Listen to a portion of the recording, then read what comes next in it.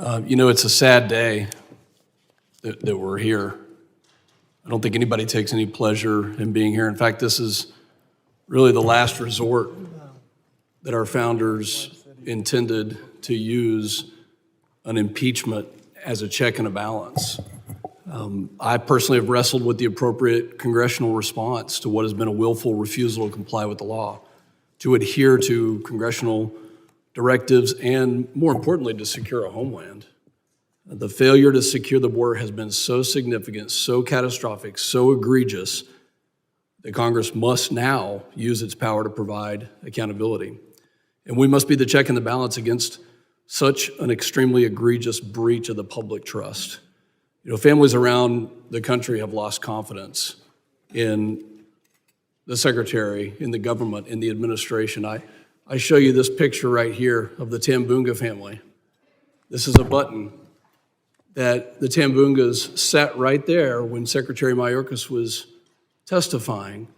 The 71-year-old grandmother was killed. The 7-year-old granddaughter was killed by a human trafficker doing 100 miles an hour in West Texas, carrying 11 illegal aliens, evading capture, and tragically slammed into their vehicle, instantly killing them. For Maria and Amelia's sake, if not this effort, then what? She sat, the daughter of Maria sat with Secretary Mayorkas and said, this is not political, we want you to secure the border, and yet nothing has been done. We passed H.R. 2 in May of last year. When you go to the border, when you talk to Border Patrol, when you talk to ICE agents, what they tell you is that there are no consequences, that the Secretary has willfully refused to enforce the laws that are on the books. And I asked rhetorically to the other side, if not this effort, then how do you hold accountability? Do you think that this has been a success? We offer these articles of impeachment today, a willful and systemic refusal to comply with the law, an egregious breach of public trust, because we do take seriously our oath. We do take seriously the check and the balance. There's been 3 years that the other side has had to make a change, and they haven't. And this is the last resort, which is why this is a sad day. The other side is going to say this is policy difference. No, it's not. These are not policy differences. This is a debate. This is not a debate about taxes or spending. This is a debate about following the law, which the executive branch should be doing, and yet they're not. Do you remember the 53 people that were killed in a tractor trailer south of San Antonio in July of last year? They were locked up. A smuggler left them to rot and perish in a tractor trailer. That's what this is about. The Secretary has done nothing, has absolutely done nothing to make our country more secure. He has weakened us in every single case.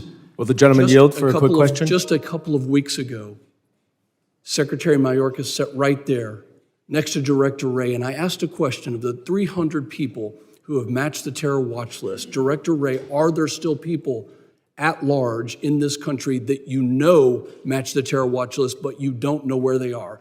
Director Wray answered, yes, there are people still at large that match the terror watch list. Secretary Mayorkas, I asked him, do you have a policy to detain people that match the terror watch list? And he would not answer in the affirmative. That's why we're here today, because he has willfully refused time and time again to enforce the laws on the books.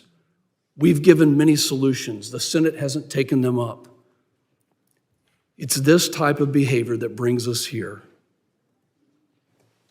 Will the gentleman This yield is for an a question? extreme position. Will the gentleman yield for a question? No, I will not.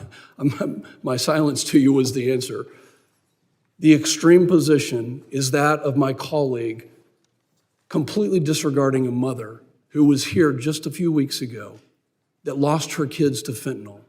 That's why we're here. I've got to think that on this other side of the aisle, that you think that this is a complete and utter failure to secure the homeland. That's why Republicans are here, and I hope that you will join in calling it out and doing the right thing. Mr. Chairman, I yield back.